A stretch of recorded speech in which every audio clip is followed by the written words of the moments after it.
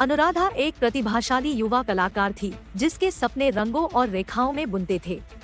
उसकी पेंटिंग्स जीवंतता और भावनाओं से भरी हुई थी, जिसने उसे स्थानीय कला समुदाय में ख्याति दिलाई थी।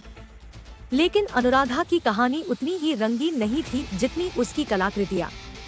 वह एक अनाथ थी जिसे बचपन में ही एक अनाथालय में छोड़ दिया गया था। अपने माता पिता या अतीत के बारे में कोई जानकारी नहीं होने के कारण वह अक्सर अकेलेपन और अनिश्चितता से जूझती थी। एक दिन अनुराधा को एक पुराने बाजार में एक आकर्षक तावीज मिला। यह एक चांदी का लटकन था जिसमें एक अज्ञात भाषा में नक्काशीदार एक अजीब चिन्ह था। तावीज उसे अजीब तरह से आकर्षित करता था, जैसे कि यह उसे किसी तरह से बुला रहा हो। बिना किसी हिचकिचाहट के उसने उसे खरीद लिया और इसे पहनना शुरू कर दिया। तावीज पहनने के बाद अनुराधा अजीब सपने देखने लगी।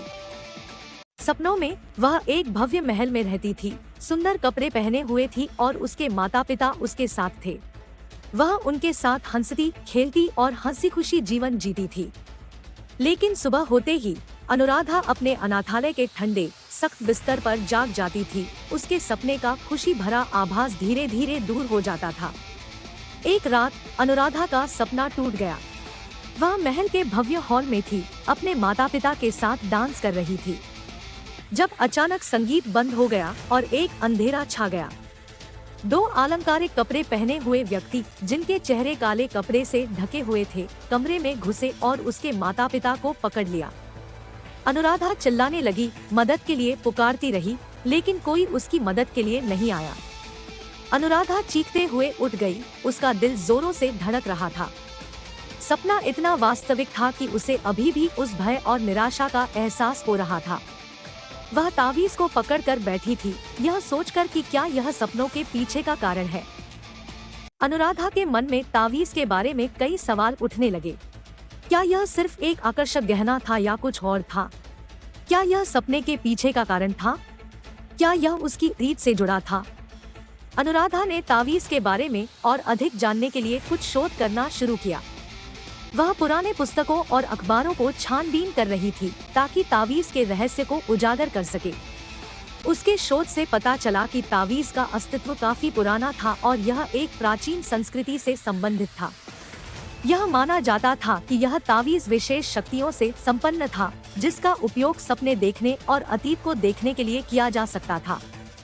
अनुराधा को यह जानकर आश्चर्य हुआ कि तावीज का उसके अतीत से कुछ संबंध हो सकता है। वह सोचने लगी कि क्या वह वास्तव में एक महल में रहती थी और उसके माता पिता कौन थे। अनुराधा के मन में एक नया उत्साह पैदा हुआ।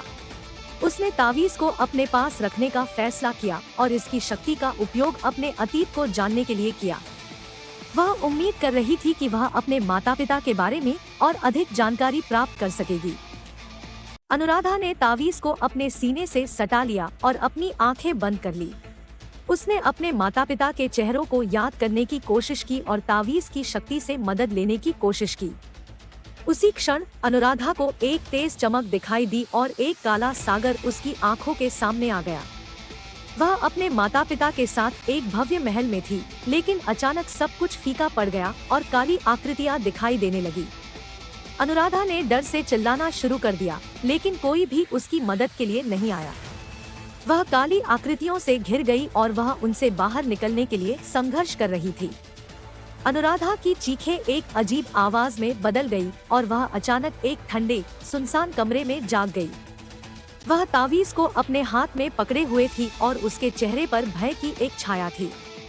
अनुराधा ने महसूस किया कि तावीज की शक्ति ने उसे अपने अतीत के कुछ हिस्सों को देखने में मदद की थी, लेकिन यह भी पता चला कि अतीत में कुछ भयावह घटनाएं हुई थी।